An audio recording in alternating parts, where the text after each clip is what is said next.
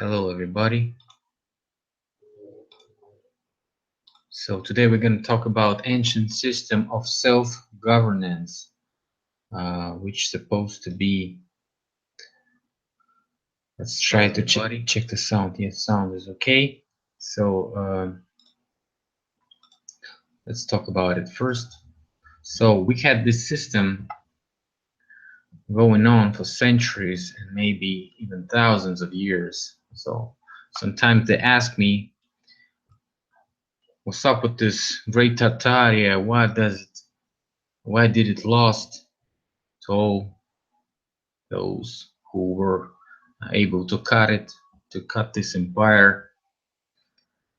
Why are you so patriotic about Russia? I'm not patriotic about Russia. Russia is the same type of nation that was split from Great Tartaria. Then it was the weapon against Great Tartaria. So like it's just the same scenario that they do from time to time.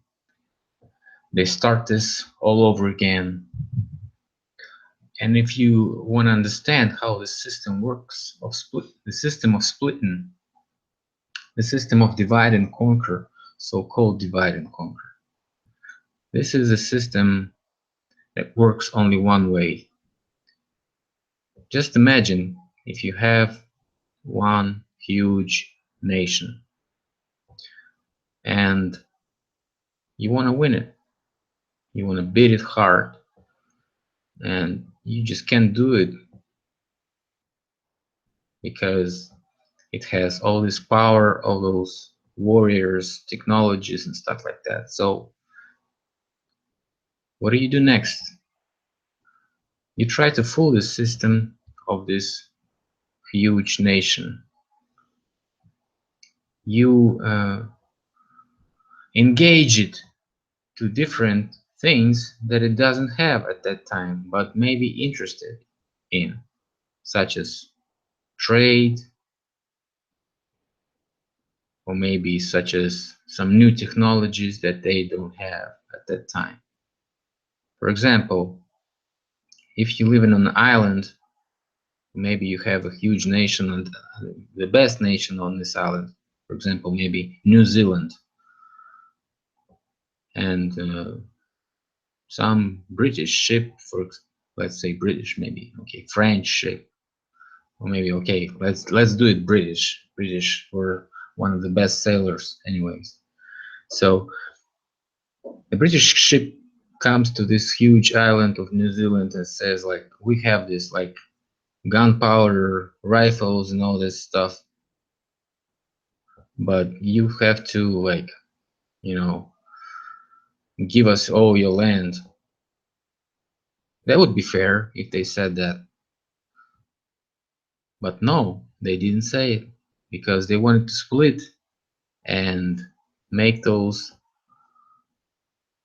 united tribes to be in war with each other. So that's how exactly the mechanism of intruding and interfering any kind of united thing. So you come to it, you make it be split up, and that's what they're doing today in Ukraine, for example.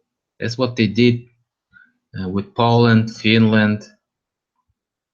That's what they did to others who were once in the Union of Great Tartaria, because the Union of Great Tartaria had another way of governance than we used to have and we have today.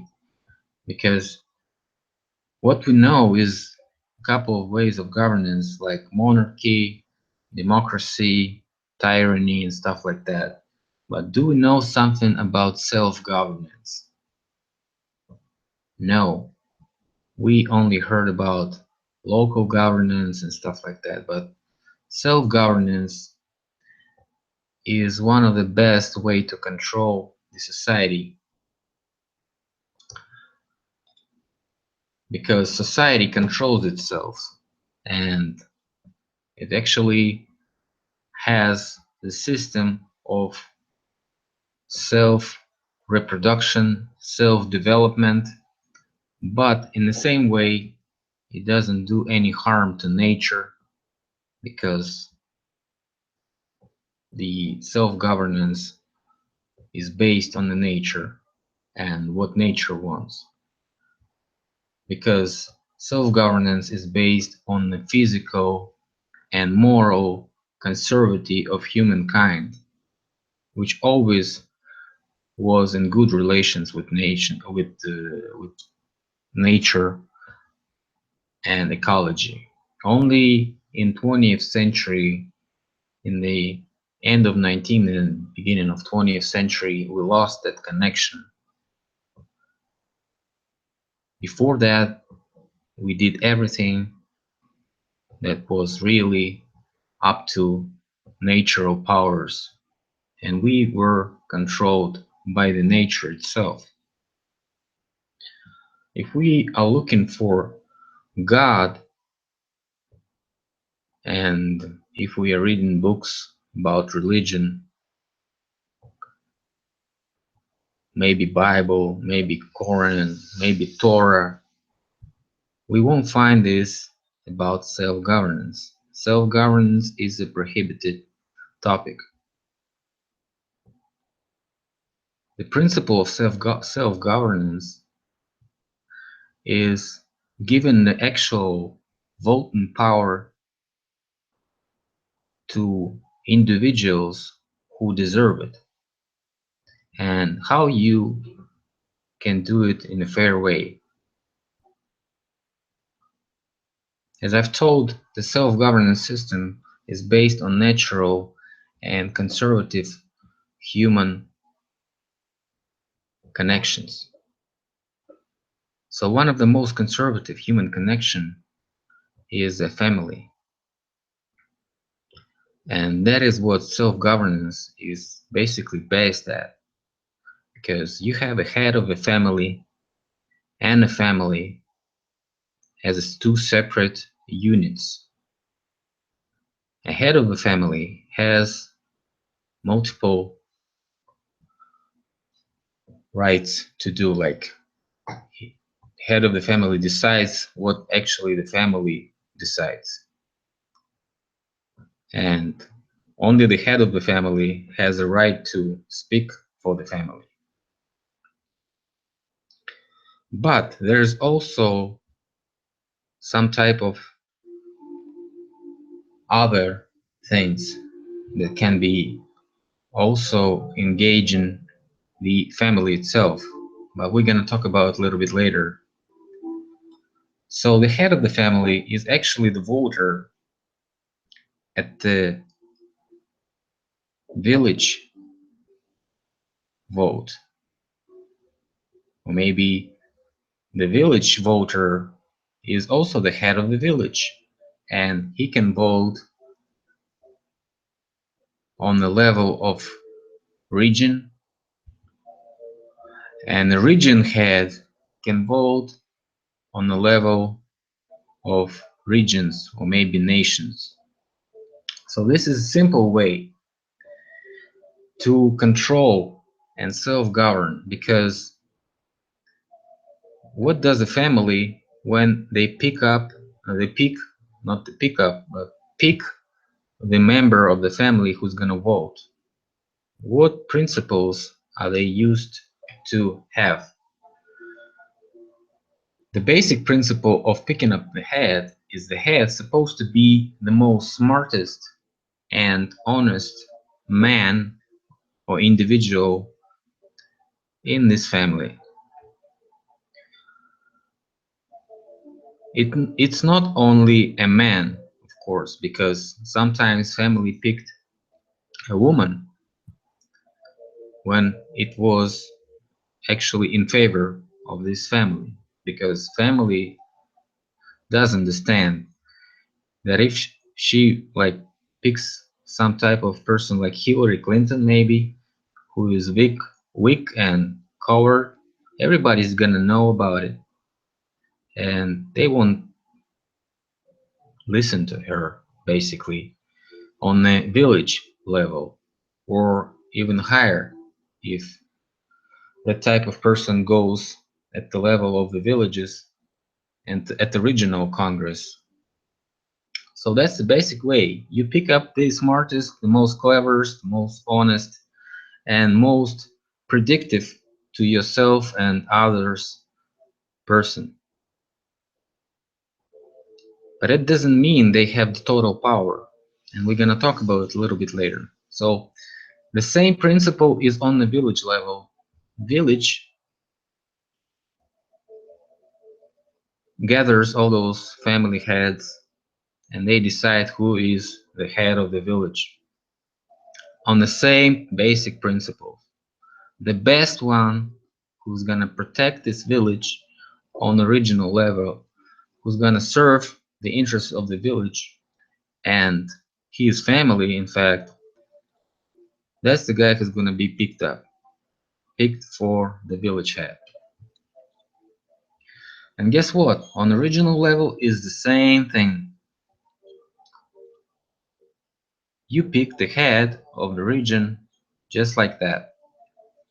The best, the cleverest, the most honest, the most predictive to your region person. And this system of self-governance is basically has a skeleton of these principles that I've told.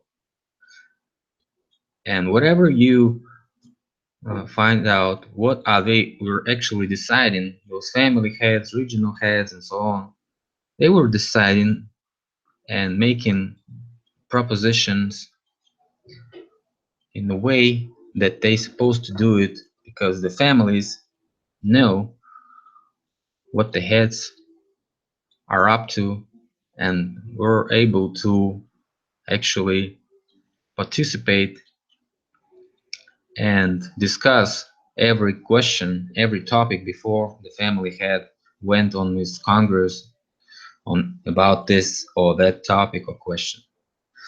So basically it was a public discussion on each and every point of decision making. Well, this discussion was actually preceded at so-called Veche, which is similar and pretty close to the Russian word вечер, which is evening. So at some evening, all those people from every family collected in one place. Maybe it was a village hall, or in case of regional meeting, it was like a huge square and stuff like that. So that's why we have squares, in fact, because all those squares were made to collect the people and to make a decision on this level, because this level was the level of so-called veto level. And the veto questions were actually asked on the uh, most important topics, which actually could affect everyone. That's why Vice or evening meeting was occurring. So everybody would know what is going on and what's coming up. And everyone could decide with his vote on this Vice of this evening. That's the basic principles of self-governance. But you know what? I missed one thing. When you actually talk about regional level, the regional level couldn't be uh, the person who is not familiar with military science or experience. So he should be in service of military or war affairs for some period of time. That is because this self-governance system was also a military system. And that's why One part of this system was called so-called uh, so-called Mir, or world. In some cases, it's the word Rome, because Rome in Russian is Rim, and they wrote both ways, from left to right and from right to left, to cover all those symbolic names. So Mir is the same as Rome. So Rome is actually the so-called democratic or public way of living. And order, which is like New World Order and stuff like that. So order is the military path, military side, military path, whatever you call it, you name it. So Rome and order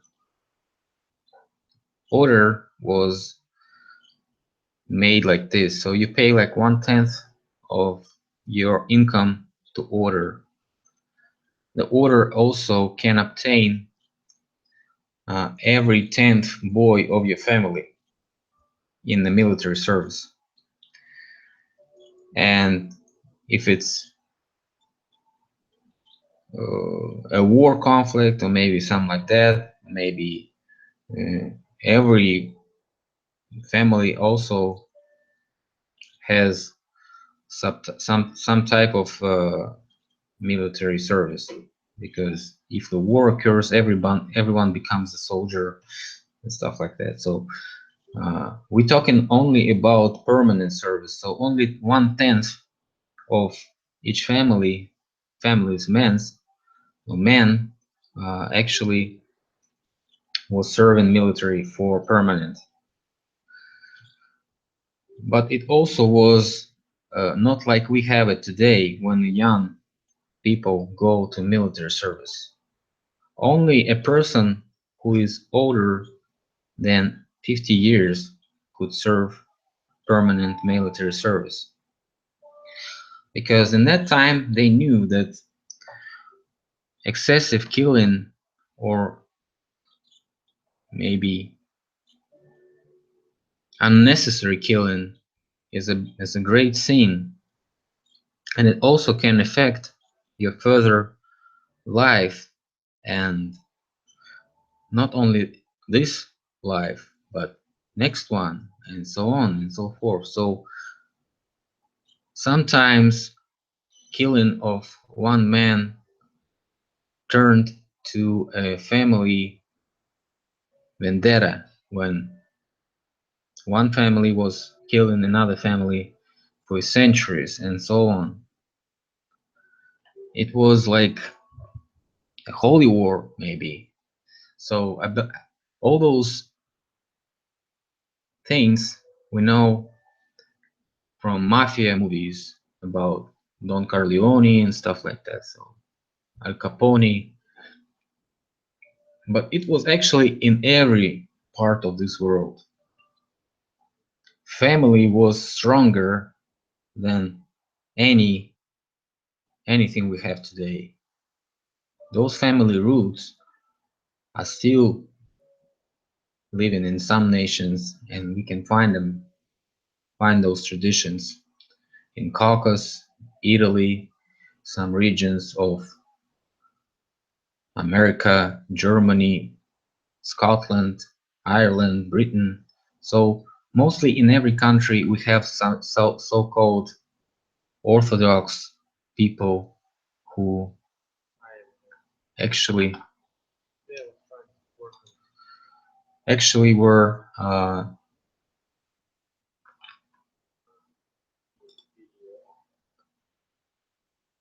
actually working on some facts of uh, thinking. So let it be like this, because I forgot what I was saying.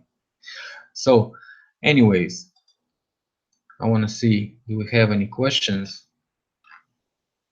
about self-governance?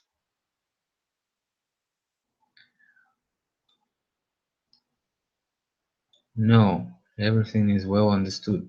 So the person that had a vote should have a family, and he should have a he should be a head of the family first of all, and he should have some respect, and the respect is so precious that you won't even try to do something stupid to put this on bet and just lose it for nothing, or maybe even something, but it was too important to lose it. So the head of a family will never do something stupid to become some outcast or something like that. So, but how do you lose it? How do you lose the war if you have so many great families?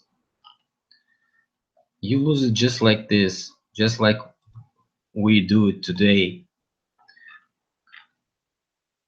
And the principle is very simple. You come to one land and you tell them that some of you guys are good and all those guys are bad. So you work with minority. You always work with minority because it's easier to buy the minority and it's easier to control the minority. That's why, for example, after fall of Soviet Union, we have like one big country and a couple of small ones, like 14 small ones and one huge Russia that is left. Why are they doing this? Why didn't they split Russia the same way? Because it was too hard to do that because Russia is pretty big and has about 150 million people at that time. So still they had very strong nuclear powers at that time. Or even if we say the nuclear is complete BS, they still had a bunch of submarines, navy, special forces, just 1 or 1.5 million soldiers with the AKs and so on. So it would be just unnecessary to split Russia right away after destruction of Soviet Union. So they did it the same old way. They brought all those little countries that never existed actually by themselves. Maybe some of them had some uh, history, so-called history, which was rewritten and re-edited for a couple of times, like Lithuania, and it was like a huge country with containing Belarus, Poland, and part of Ukraine, maybe. But Ukraine itself never did existed for at least like 1,000 years. Maybe it was actually like for a couple of decades at least. But that's it. And so is Kazakhstan. There were no Kazakhstans, no Uzbekistans, no Kyrgyzstans, no Tajikistans, no Turkmenistans. Just like India and Pakistan, they were never Pakistan. It was India, and so they split a small part from the big part, control the small part, and control the big part. That's the way they do it. When the big part is so trolled, it surrenders and it also is being cut again. So that's the way you have this world. All those small countries appeared not that long ago. They were cut in huge countries like Holy Roman Empire, which was first cut from Great Tartaria. It was cut in many little countries like Austria, Czechia, Slovakia, Poland, Germany, Netherlands, Belgium, Luxembourg. That was one country, and even part of Italy was this country. France stayed the same because it was pretty much always messing for everything with Britain. So they just conquered the whole France. So that's it. And French people know it. They lost it in a couple of wars with England. So it's no surprise that much of France is controlled by British. Just like, and by Germans too, because French is very influenced with Germany and always had wars with Germany for a while. But we are not talking about who is controlling whom, who is better, who's bigger, rougher and tougher and stuff like that. Everyone is pretty much the same, because we all don't have any sovereignty in decision making. In fact, because all those players that I was talking in the first part of Mudflood's puzzle videos, all those players control us, and each and every one of us. I mean, I'm talking about countries, but people, they don't care in what country do they live. They don't care in what town. If they are okay, if they having fun, if they earn money, if they have great life, they don't care. So the people are pretty much the same everywhere. A little bit richer, a little bit poorer, but in general, in average, everyone is pretty much the same. I've been to many countries and I tell you that there is no very big difference in living. For example, person from here near Krasnoyarsk can live a lot more better than anyone in, let's say, Germany. Why is that? Because in Germany you can't buy this healthy fish, black caviar every day. You can't buy it because it's too expensive. You have to be way rich. And this guy may only have like one boat, one rifle, one dog, and one house, like maybe with one bedroom. But he can eat black caviar, organic, completely organic uh, meat, fish, grow his own food and stuff like that. So, and don't pay any taxes to nobody. And he can earn like thousands of dollars each month and not pay any taxes because he can just shoot all those fur animals, tons of them every day. And they are professional hunters there. And you know, in fact, they do earn this much. And maybe some guy from here in the middle of nowhere, he's a gold digger, and he says, FUCK this world. I'm gonna earn this my own money. I'm gonna collect all those diamonds and gold and sell it on the black market. And I'm gonna be the richest in this region. Although he never goes away because it's too hard for him to live such splendid areas as he thinks. But if you go there, you'll probably be eaten by mosquitoes in a couple of hours, and that's it. And they all survive in there, and they having a great time, believe me. They don't care if this is Russia, or maybe it's called Georgia, or maybe it's called Lithuania, whatever. As long as those people don't come here and don't cut their supplies and way of living, they don't care who is in charge of this country. So our Alaskans, they didn't care when it was Russia, or right now is USA. Who cares?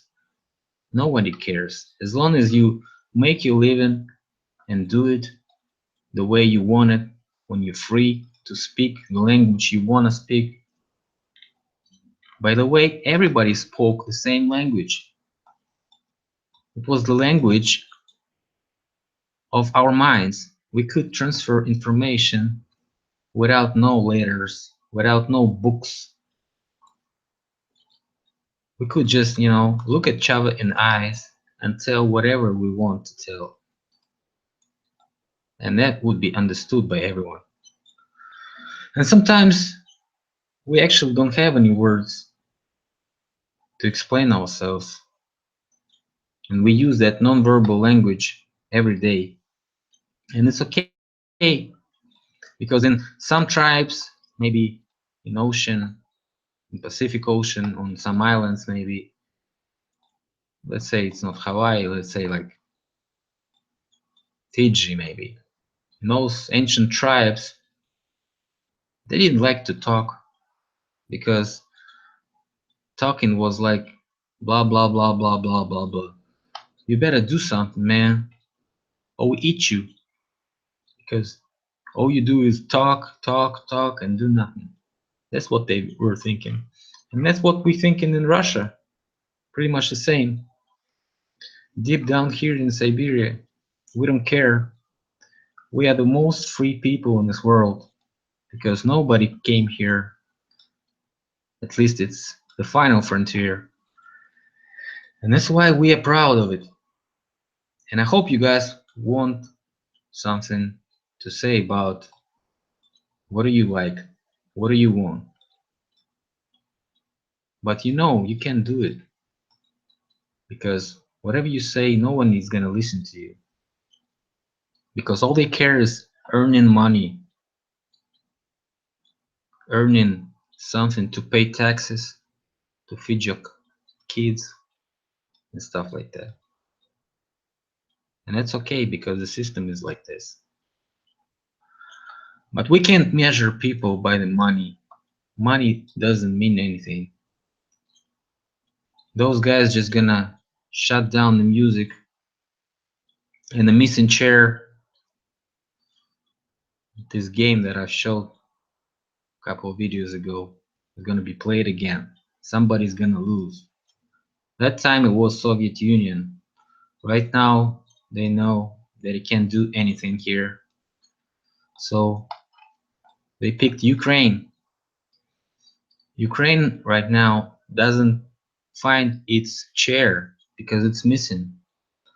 So probably this year we're gonna see the division of Ukraine in two parts. I'd like for it not to happen, but you know, we can see it pretty clear. This is what's gonna happen pretty soon. So what next? If this is not well contained, somebody from here is gonna also come out of this European Union. Who is it that gonna be next? We don't know. But if this gonna be provoked, the immigration topic is gonna be provoked again, it may also end up that someone else is gonna leave the EU. Turkey is a big mess with a whole bunch of immigrants here, so it's pretty hard for them to contain these people. Ukraine is quite a mess because it's not just a war, it's principle. If Ukraine is gonna win, those guys from Donetsk and Lugansk, they all gonna be dead. But you know what? If Donetsk and Lugansk gonna win, and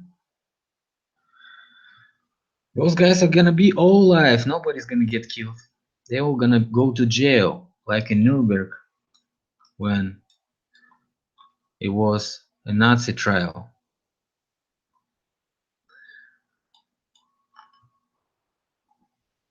So I guess I'm gonna watch if we have any questions.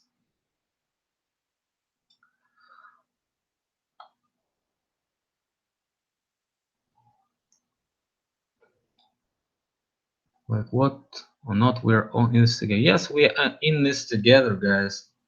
Of course we are. And we were divided once to become united one more time. I'm gonna tell you one thing. Whatever we do with guys, whatever I mean you and I do during whole this life, we ain't gonna do or solve anything because we are not a critical mass yet. If we be a critical mass, we wouldn't be talking with you right now. Everybody was gonna know would have known exactly what I'm talking about without any saints, blah blah blah stuff. wasting this time for what? Everybody would know it, and everybody would be living in one huge country like it was before. One self-governance system. In every family, every village, every town is important. And they do whatever, but not to harm this ecology all this way. And it was just not that far ago, just before we started all these crazy things that we started, all those civil wars, just before the history was changed. Critical mass is 10%. How much you think we still need? I don't think we have 1%. I think we have like 1/10 thousandth of percent, like this.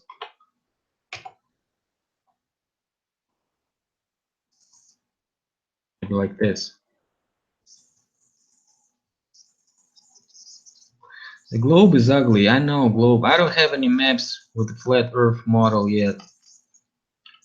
Maybe sometimes else I'm gonna return to flat Earth topic, but I think this one is more important right now because everyone is talking about flat Earth and they're pretty much on the path of solving all those problems with the flat Earth. It actually is not very good.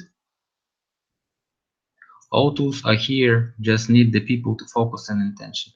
Yeah, the first thing we need to do is we need to inform. That's the way it's been done.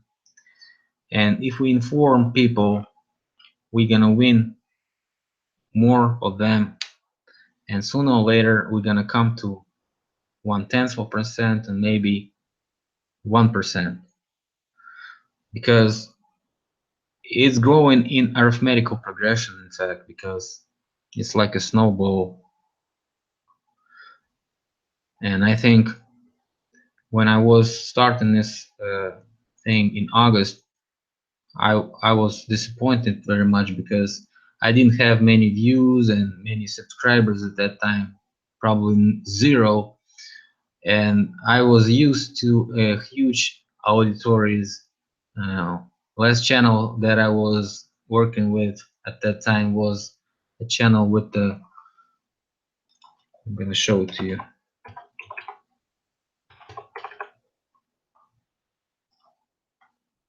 So at that time it was like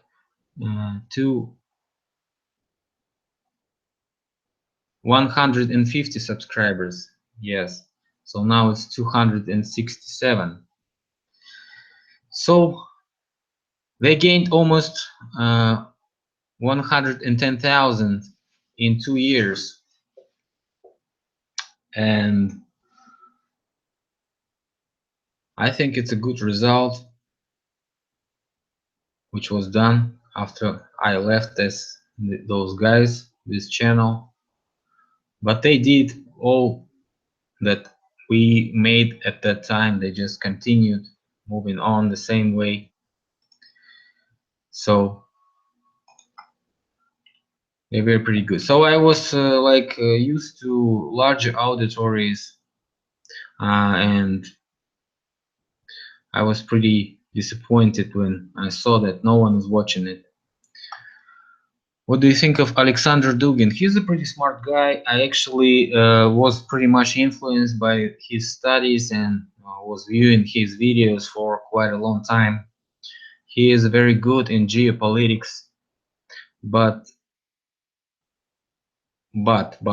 he's too smart. He's too smart, and that's his problem, because sometimes when you're too smart, you cannot explain the simple people what you want them to know. Sometimes you just have to lower down a little bit, slow down, don't be a smartass, and just come to ordinary folks and talk to them. That's the reason I don't like Dugin, because he is too smart, and has no compromises with any arguments, and that is his problem. That is why he is not actually invited to many TV shows, because he is too smart and people don't understand him. Is there such thing as the Holy Spirit? Of course, Holy Spirit is made up. You gotta understand that. But holy, I will not disappoint you completely. Holy is the same meaning if we translate it in Russian and translate it back in English. It's the same thing as light.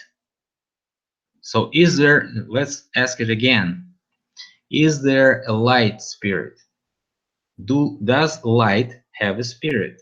So, of course, light is energy. Spirit is so-called soul of, but the soul which is more, I think, more fast to react. So it's like spirit can not only stay in a person, spirit can attract different person souls, and it's huger than a soul. So the light is itself a lot bigger than any soul. So the sun can be this Holy Spirit that you're talking about, because it's the light spirit. And actually, when you connect the Son of God, the Son, and the God, and you translate it all over again and again and again, you understand that we are talking about one thing. We are talking about year. Year is the 4D system that makes our 3D system participate in this whole global universal system. So that's why, of course, if we don't see something, if we can't touch it, we cannot prove it, of course. And we can be talking with each other, claiming we are right and you are wrong, and we think the same. And you're gonna say, I wrote it, I've read it in the Bible, there is a Holy Spirit, of course. But if you translate it, if you analyze it, you understand that we are talking about something more greater than just some Holy Spirit.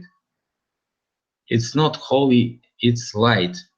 So light and darkness, holy versus devilish or satanic, is the same as light and the dark. So we're talking about the light.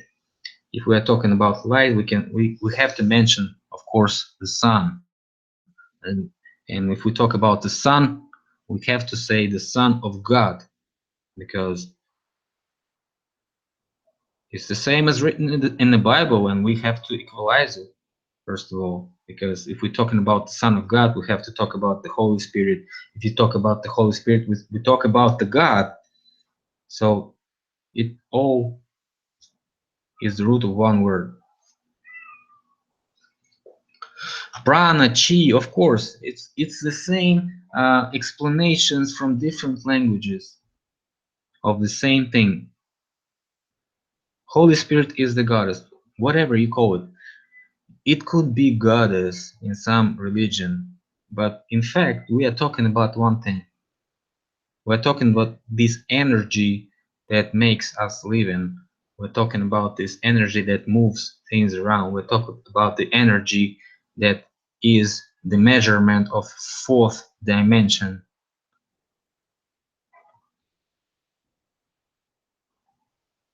Yes, if we want about in fact, Bog or God, whatever you name it, Bog was anyone who was having a children. So the first letter of Azbuga, or it was Az, which is in English is easy to understand. Az is us, but in Russian it was not only us, but it was us in one person, like one person containing the whole surrounding people in himself, and he was the God of the further ones who was coming after him. like his children, his grandchildren, and so on. He was the god of those who surround him, and that's why he was called As. And that's why we know that this whole land was called Asia, after the As, A-S. And look what they did to this word. They made it a cuss word, and they made As to S, which is, you know what, which is not completely the meaning that we know. Do you think we live in simulation due to the Mandela effect and clouds behind the sun, for example? Mandela effect is a very good question because and the simulation itself,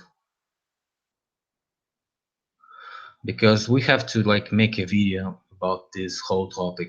I want to talk about this in some other day, because if we're gonna start about it, we're never gonna end today. Some YouTube channels are saying that the megaliths are all from concrete, including pregnant mother and so on. Most likely we have to say that, because what I was observing is all concrete. Because some concrete is very high quality concrete, some concrete is low quality concrete. That's the reason they are a little bit different from each other. And one concrete is made of one material, another concrete is made from another material. So for example, those close to the pyramid were made from Nile, and Nile is a river, so it has like aluminum and stuff like that. And maybe a couple thousand kilometers from there, you have a Crimea, and Crimean megaliths are made from another material because they don't have aluminum there, they have something else. So you have to like cut some stones from each megalith and make an analyze, which we did from the pyramid stones, and we found some wool in it, and we found Nile river clay with the aluminum in it. Yeah, gods in northern mythology were called As. That's what we are, As. As is the god of those who are after him. So that's the way it was. That's why Asgard, because Asgard is the guard of us. So it's pretty understood in English who is guarding us. Our God. He is living where? In Asgard. I've pictured that. I've not pictured. I've showed that. Let me show it again. I've showed that in my Facebook. Let's see.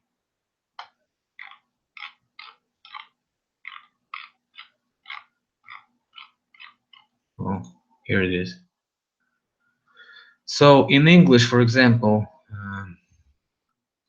we say door. In Sanskrit, we say dwara. In Russian, we say dver. In English, we say new, nava, novi. Sister, swastra, sestra. Barbarian, Barbara, barbar. Son, sanu, сын. Decimal, dashama, десятый. Night, nakta, ночь. 3, 3, 3. Vido, vidhava, vdova. So probably it's just a couple of examples. We had a book made of some Indian guy who was pretty familiar with all this Aryan stuff, and he said like, why you guys like don't understand all these northern countries like Norway, Finland, and Sweden, Russia, which have close to Arctic Sea, Arctic Ocean. Why don't you understand that you are the motherland of all those gods, which we describe in India and Vedas? So someone said we know it, but we cannot do anything because mainstream history and all this stuff just shutting this down, laughing this stuff away, trolling us. So how hieroglyph and Sanskrit? Sanskrit is just the safe language, safe mode language, which could be understood. But as I've said, our ancestors majorly were talking with the mind and not using the language in most of the times. So the language became when the mind talking was not available in every region, because some of them already were conquered by these parasites and stuff like that. So as I've said, the division of this huge country was not so fast. It was done a couple of times, and every time the same technology cut the small piece, leave the big one, so nobody can understand that they're actually losing. So hieroglyphs were just another way of transferring information. Actually, they were a 3D illustrations, and when you look at those hieroglyphs or runic writing, you're supposed to have some type of observations, not only written. So you have to like see what they wrote, actually watch what they wrote. So that's the connection of hieroglyphs and runic writings. So Sanskrit is close to runic alphabet because it also does the same connection to the same language, as I've told a little bit before about in this um, example of Sanskrit, English, and Russian language. We are all the same ancestors. We are living here for all those times. So at least in Russia, we have like 75-25 right now, not 2017. So 75-25 is like 5,500 years more of history at least. And that's not the only date that we have in Russia. That's the last date calendar, 75-25. Before that, it was 40,000, 100,000 years and stuff like that. So just believe me, it's not very good to say that we are having a common ancestor because we live in this here forever. Or maybe really we were having different ancestors if we talk about 10,000 years ago. But if we talk about the 1 million years ago, maybe we had a common ancestor. In fact, this whole universe is called Rus, so we are all Russians here. Because Ra is the energy of all this universe, Ra. So if you know what is Ra, you are Russian, whatever you call it, but it's the same in Russian language, and if you translate it in English, it's gonna be called Russian. In Russia, there's no nationality like Russian. Russian is the nickname. So you have to understand that we right now have a nickname Russians, but we have nationalities like Slavs. We're all Slavs here. Most of us are Slavs. We're called so-called Eastern Slavs.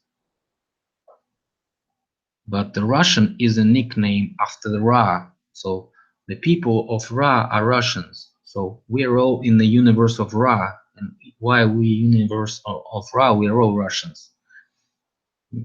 You can be a Russian Englishman, you can be a Russian Irishman, you can be a Russian Scotchman or American. And you can be a Russian Slav like I am. I'm Slav.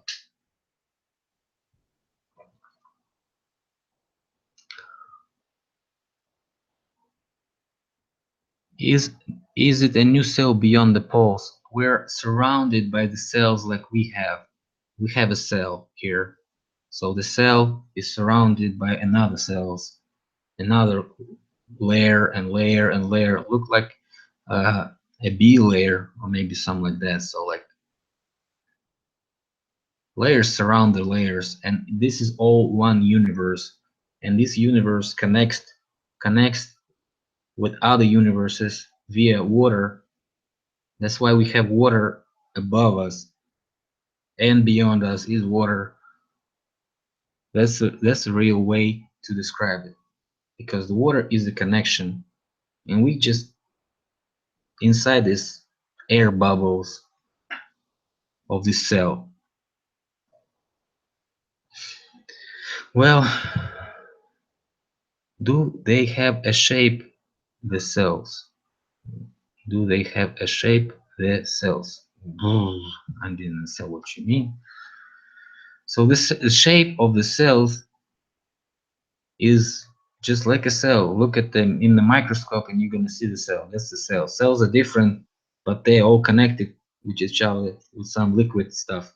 So we are like surrounded by this liquid water and connected to other cells. Well, I think that's okay for today. So thanks a lot for watching. Maybe next time we have more discussive question, more stuff. Maybe even tomorrow. So see you later. Bye.